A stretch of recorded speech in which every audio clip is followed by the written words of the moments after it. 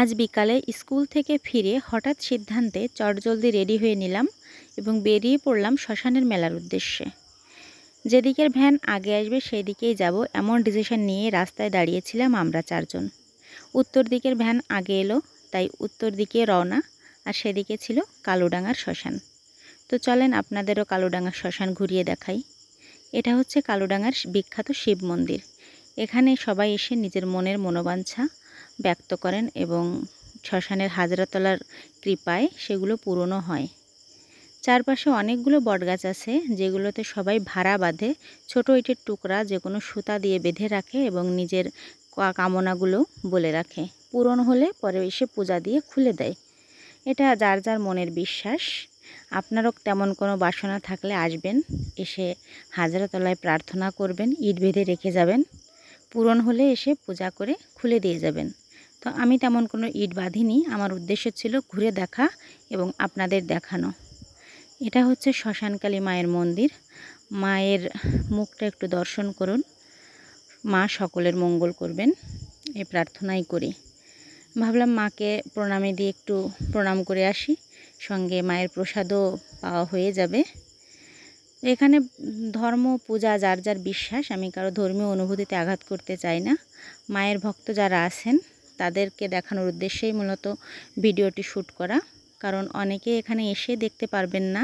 আর যেহেতু আমি এসেছি, সরাসরি দেখাতে না পারলেও ভার্চুয়ালি তো দেখাতেই পারি। এটা একটি শ্মশান, আগেই বলেছি, এবং শ্মশানে সহস্র মানুষের সমাধি দেওয়া আছে। নিঃসন্দেহে জায়গাটি পবিত্র। এই পুকুরে সবাই নিজেদের প্রিয়জনদের রেখে স্নান করেন, এজন্য এই পুকুরটিও একেবারে মানুষের পাপ তাপ ধুয়ে নেওয়ায় সক্ষম। আমাদের পক্ষে এখন স্নান করা যেহেতু সম্ভব ছিল না, তাই আমি একটু জল নিজের মাথায় ছিটিয়ে নিলাম এবং আমার সঙ্গীদের জন্য হাতে করে দৌড়ে নিয়ে এলাম, পড়ে যাচ্ছিল তাই। যাই হোক, এবার আমরা যাচ্ছি মেলার দিকে। একটা জিনিস খুব ভালো লেগেছে, এবছর আমের ফলন কম হলেও কাঁঠাল ধরেছে বেশ। রাস্তাতেও অনেকগুলা কাঁঠাল দেখে এসেছি, যাওয়ার সময় দেখাবো। এই যে এখানে কি নেই, মেলাটা অনেক বড়, যে কোনো ধরনের জিনিস, শুজ থেকে শুরু করে ধামাকুলা পর্যন্ত, এবং খাট পালঙ্ক তো আছেই, সমস্ত জিনিসই মেলায় উঠেছিল। মানে যার যা প্রয়োজন সংসারের সবই পাওয়া যায়। তো আমরা প্রয়োজনীয় জিনিস কিনেছি, কিছুটা হাওয়া খেয়েছি, নাম শুনেছি, প্রসাদ পেয়েছি, তারপর আবার পঙ্খিরাজে করে বাড়ির উদ্দেশ্যে রওনা হয়েছি। সন্ধ্যা হয়ে যাচ্ছিল তো তাই। তো যেতে যেতে একটা কথা না বললেই নয়, আমার মনে হয় মানুষের যে কোনো জায়গায় যাওয়া হোক বা যে কোনো সিদ্ধান্ত হোক, হঠাৎ নেওয়াই ভালো। অতীত বা ভবিষ্যৎকে আমি বিশ্বাস করি না, কারণ অতীত তো যা চলেই গেছে, ওটা নিয়ে ভেবে লাভ নেই। আর ভবিষ্যৎ সে তো কখনো আসেই না, যা থাকে সেটা বর্তমান। তাই বর্তমানকে ঠিকভাবে কাজে লাগাতে পারলেই মনে হয় প্রকৃত সুখ পাওয়া যায়।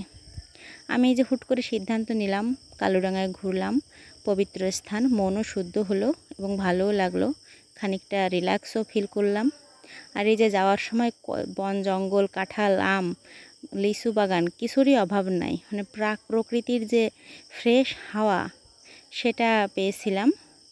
আর কোথায় বাংলাদেশে গাছ নেই, এখানে এত গাছ, মানে কি বলবো, না দেখলে বুঝবেন। এবং এখানে অনেক ঠান্ডা, মানে একেবারেই গরম অনুভূত হয়নি। আর পবিত্র স্থানের তো আলাদা রকম একটা শীতলতা থাকেই, সেটা বলাই বাহুল্য। যাই হোক, তো অতীত আর ভবিষ্যৎ বাদ দিয়ে যেটা থাকে বর্তমান, বর্তমানটাকে নিয়েই আমাদের চলা উচিত। বর্তমানে যা ঘটে সেটাকেই নিয়ে ভাবা উচিত এবং সিদ্ধান্তগুলো এমন হওয়া উচিত যেন কারো কোনো ক্ষতি না হয়, এমনকি নিজেরও না।